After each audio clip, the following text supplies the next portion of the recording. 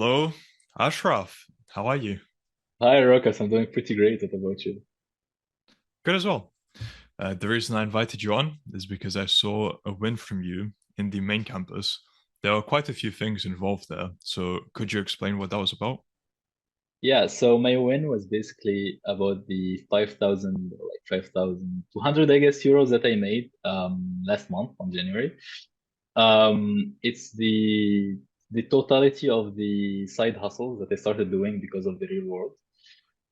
Mainly the copywriting agency, which I started because of Professor Arno and the stuff that he talks about on the real world, and the courses that helped me the most in the copywriting agency, like which made me win the most of the money in the copywriting agency are like the courses that talk about, like finding clients, working with other, companies to write their stuff for them.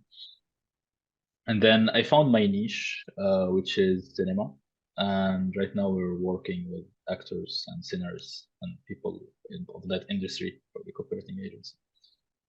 That's briefly what that one is about. And then there is the app thing where I talked about in the when, which is basically an AI that we created in the Lausanne hackathon. That was in Switzerland. So we flew from Paris to Switzerland for to Lausanne for this hackathon where we presented our idea and then we created the app. I took care of the business side of this, and I basically implemented what Andrew Tate and Arno, etc., preached in the real world. I prepared all of the the business plan. I cold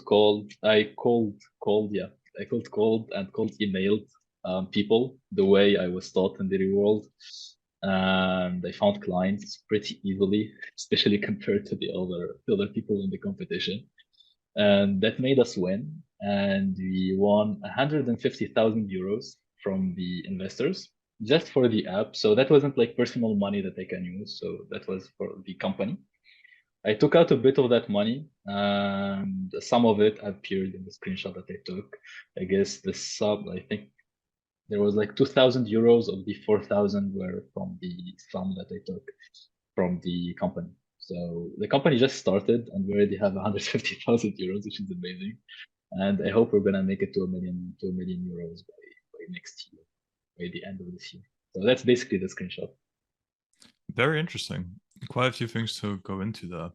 To clarify, did you start that business after having joined the real world or before?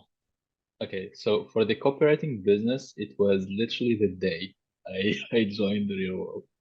So my friends and I are all like business aspiring. Like we just aspire to start things, to do amazing stuff.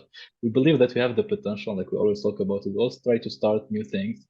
Then at some point we're doing all of this without like literally gaining anything. It's like we're always losing. And then I said fuck it and I joined the real world. That was like the same night. So I joined the real world, I think it was like 10 a.m. And I spent the whole day just watching like all the courses, all the stuff being talked about in the real world, like filling my brain with all that information. And then at the same night, I was gonna go anyway to a bar with my friends just to have fun. And I told them that I joined the real world and what I learned, and somehow they were all excited to like try something.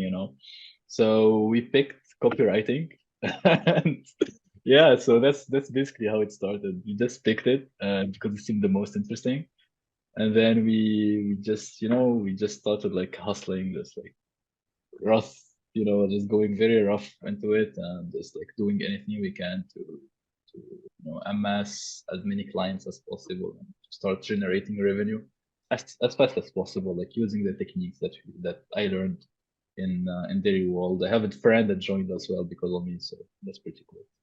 Um, so yeah, I mean, the first agency copywriting started the same day, and then all of the other agencies, just started popping up because I have other agencies that I started aside from copywriting. They just started popping up after the very first one. So basically, the money that we made out of copywriting, that we're still making out of copywriting, we're starting other stuff with it, and we're obviously like taking our cuts out each time because it's kind of risky to just keep all the money and like keep building businesses because at some point one of them might fail and it could be like a domino effect or lose everything. So we keep like the money out. So yeah, the first agency started like that, and then I have to say that I'm somehow a little bit a crazy person. As in the ideas that that I have sometimes are quite dangerous. Like even though they make lots of money, and like people usually they just say no. I'm gonna elaborate a bit more. So yeah, so back in the day, especially before like joining the real world, I had like the technical expertise to do some stuff. I knew what I was doing, but I didn't know how to sell. I didn't know how to pitch the ideas. I didn't know how to talk with, investors and how to talk with, business savvy people, with like important people. I mean, there is like a whole section in the real world that's about talking with people that are like that have like high value in the real life, like high value people and the way to talk with them and how to connect with them, etc. How to like join their group or like try to get their money to support you on something, etc. And that helped me a lot, especially in the business that I'm starting right now. This business is basically a cybersecurity agency for the government. Not any government is going to be in Libya, out of all places. So we're starting an agency in Tripoli, and I have a meeting or I'm going to have a meeting with the minister of forgot the term in English again, sorry. So whatever, with one of the ministers in Tunisia to discuss this project. So that way I can meet the equivalent of that minister in Libya, in Tripoli, and kickstart this project. And I already had like meetings with like tech execs, like Libyan tech execs, CEOs in Libya. And I'm gonna go there to Tripoli for the first time. We're flying there from Paris to Tripoli next month to put all of this stuff together and like kickstart the agency. And literally all of the things like that I say during like the online meetings or like the way I talk to them via LinkedIn and how I introduce myself, it's all like coming out of the real world, which is like it's like a glitch or like a cheat code. Like I literally went to the dude and said, "Hey, you want to do this?" We've never talked. Like he's obviously someone that's very high placed in like in the government or like in the like business side of that country, and he literally answered in 5 minutes. Like I had the thing prepared that I took out of a video from the real world. It said literally the same thing. It just changed like some. Oh, sorry about the background. Well, I don't know what happened. Yeah, screw it. I literally said the same thing. I just changed the keywords so that they can match with the thing that I'm trying to say or the thing that I'm trying to do. And he answered right away, which was like already it was insane because this is someone that's obviously like not gonna answer anyone.